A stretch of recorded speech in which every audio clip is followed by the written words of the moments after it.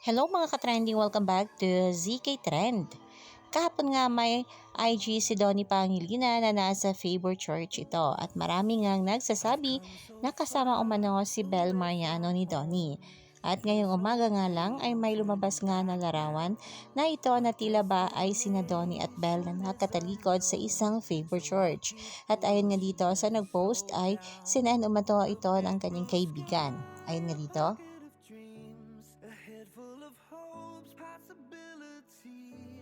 Kung titingnan naman ang larawan na ito ay tila nga sina Donnie at Bel ito. Ngunit ayon nga sa ilang mga bablis ay hindi umano ito ating Don Bel dahil makikita naman sa naturang post nga ni Donnie na naka-mint green ito at si Bel naman ay naka-black. Kahapon, marami ngang naglalabas ang mga larawan ni Donnie na habang nasa Favor Church.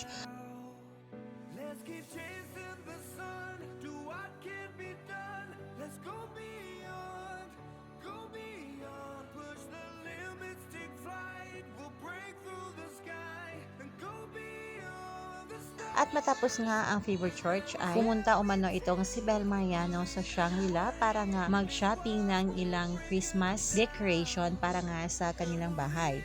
At makikita naman dito sa ipinost nga ng netizens sa social media ay may napili nga itong ating Bel na isang mini Christmas tree na talaga namang napaka-cuting at kinuha kagad ito umano ni Belinda.